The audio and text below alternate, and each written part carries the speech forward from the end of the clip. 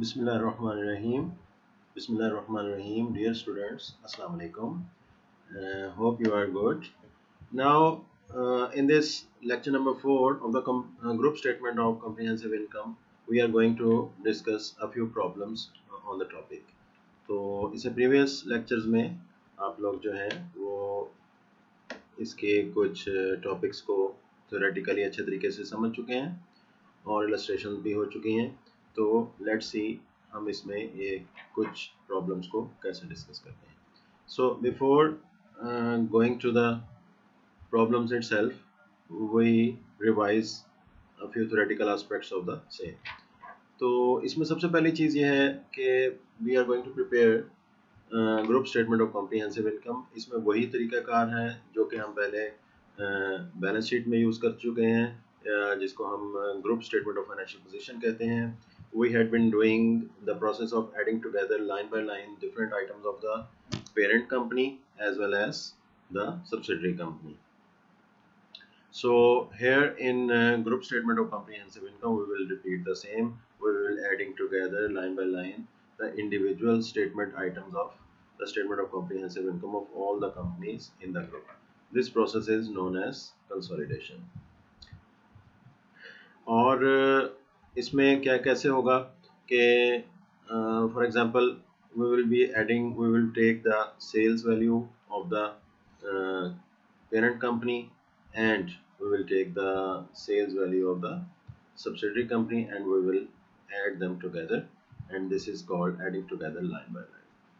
And there will be some exceptions for this adding together.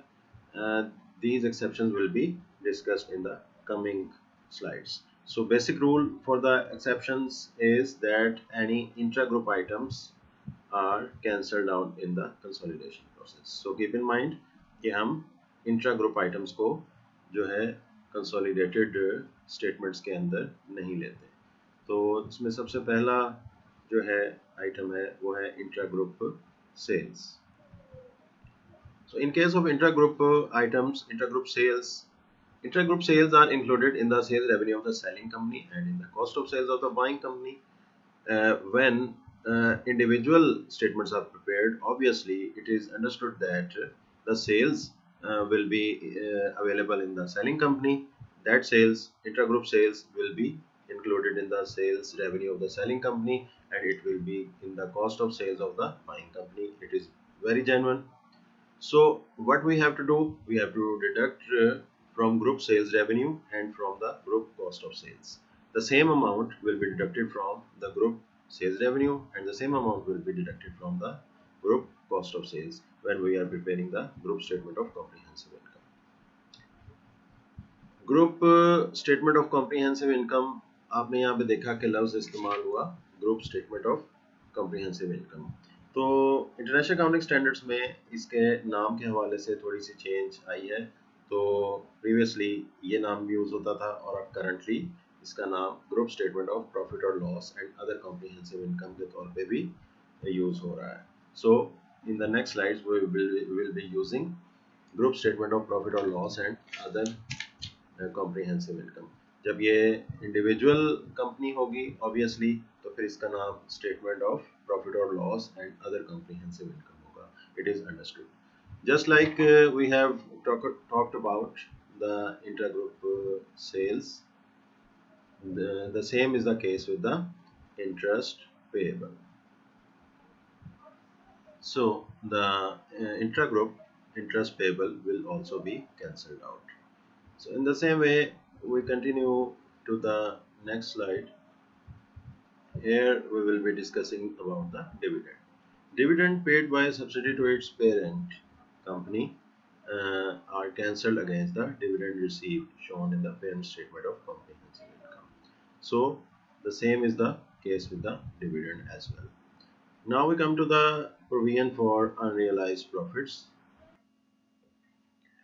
And in case of provision for unrealized profits, as we have already discussed, that it will have two types of adjustments. One will be debit.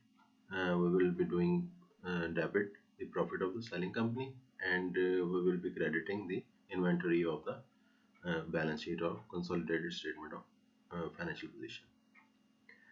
And as far as provision for unrealized profits is concerned, we will be doing the adjustment for as an increase to the cost of sales.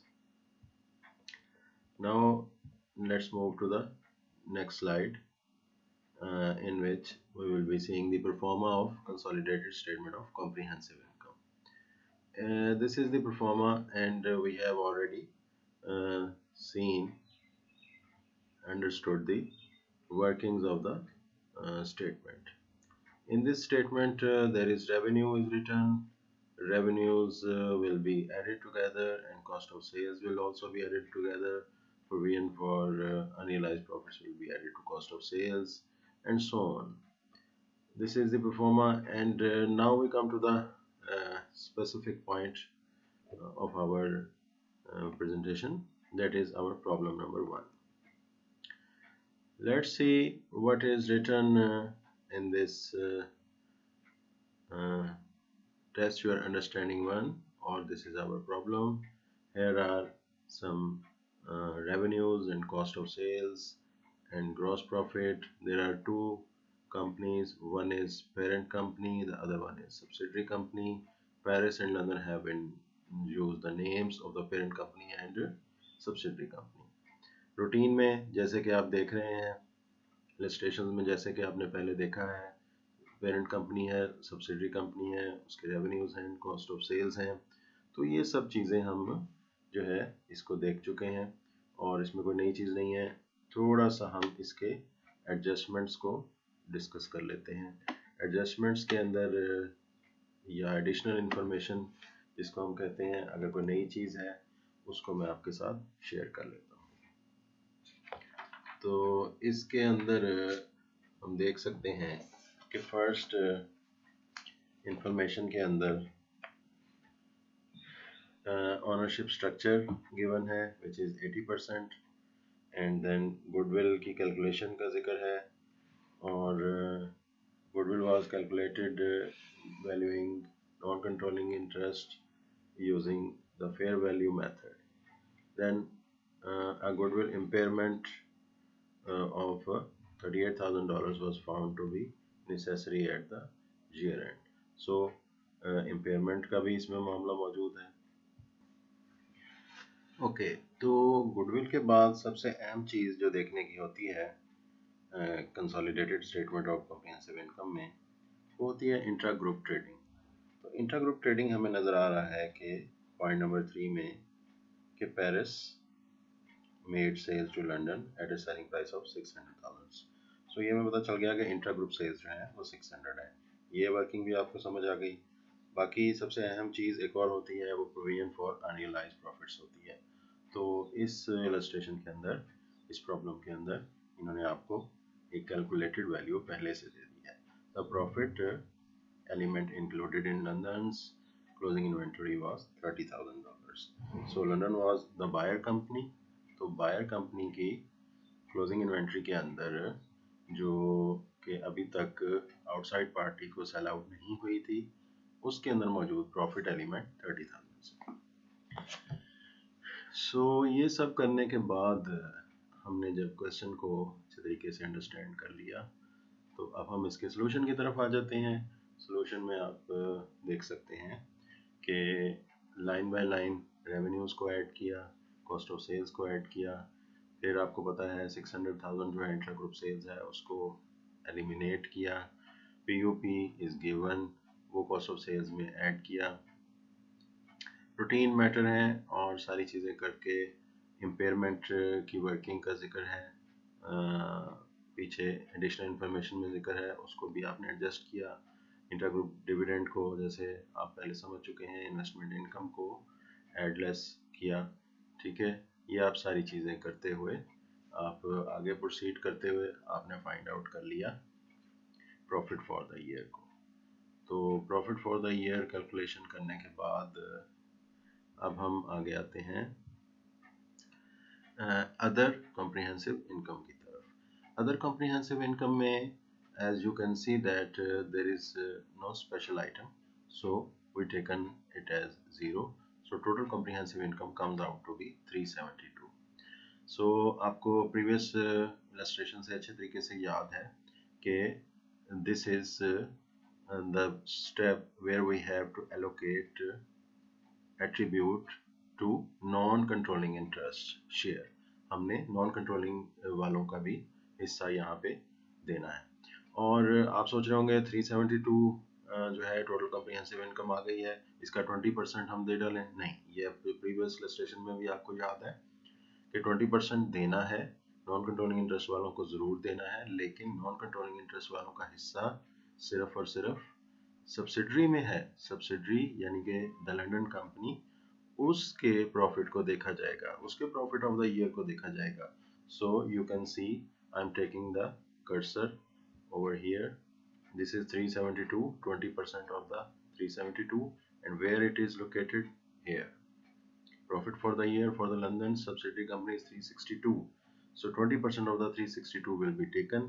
So this is 72.4, and we have already discussed that in detail why we are taking this value of subsidiary company. So after deducting the share of 72.4 from 372, you can easily calculate the remaining balance for the parents shareholders. So this share comes out to be 299.6. So this is all about the face of the comprehensive income statement, statement of profit or loss and other comprehensive income to be precise. जैसे कि इस presentation के शुरू में आपसे बात हुई थी कि इसका आपसे पूरा नाम स्टेटमेंट ऑफ प्रॉफिट और loss and other comprehensive income हम लिया करेंगे. तो इसमें अब हम आगे प्रोसीड करते हैं. Face of the income statement हमने देख लिया और इसकी वर्किंग्स को जिस वक्त मैं आपके साथ क्वेश्चन शेयर कर रहा था, डिस्कस कर रहा था, उसमें मैं आपके साथ अच्छे तरीके से डिस्कस कर आया हूँ. तो ये वर्किंग्स जो है दोबारा देख लें आप. ग्रुप स्ट्रक्चर को तय कर लिया गया. इम्पेयरमेंट की बड़ी सिंपल सी वर्किंग है. प्रोविजन फॉर अनरियलाइज प्रॉफिट, जो कि थोड़ा बहुत आपको एक कैलकुलेशन करना पड़ती थी, वो इसमें बनी बनाई वैल्यू दे दी है इन्होंने, तो इसको आपको करने की ज़रूरत पेश नहीं आई. सो इस हवाले से ये रिलेटिवली ईजी रहा. Cost of sales as you know, line by line, adding together parent and subsidiary, subtraction of the intragroup sale, and adding PUP. And we have already discussed the non-controlling interest portion as well. So dear students, एक चीज़ रह गई ये आपके एक previous lecture के feedback से, जो कि मैं चाहूँगा कि आपके साथ शेयर करता चलूँ. इंडिविजुअल सब्सिडरी की जो स्टेटमेंट ऑफ कॉम्प्रिहेंसिव इनकम थी, उसके अंदर आपको profit after tax individual statement के अंदर $400 नज़र आ रहा है. और इस वक्त जब हमने ये टेबल बनाया है जिसके अंदर हम कंसोलिडेटेड स्टेटमेंट ऑफ प्रॉफिट और लॉस बना रहे हैं, वहाँ पे हमने इस प्रॉफिट को सब्सिडरी के लिए 362 कैलकुलेट किया है. सो इसके अंदर ये आपको पता है कि ये सारी कैलकुलेशन में इजाफी एक कैलकुलेशन जो आई है वो इम्पेयरमेंट की आई है. तो वो हमने इम्पेयरमेंट 38 माइनस किया, तो वो फिर इस तरीके से 362 आ गया. So that's all for this problem, and I hope you have enjoyed the lecture, and we will be sharing some other problems as well inshallah. So उस वक्त तक के लिए अल्लाह हाफिज़.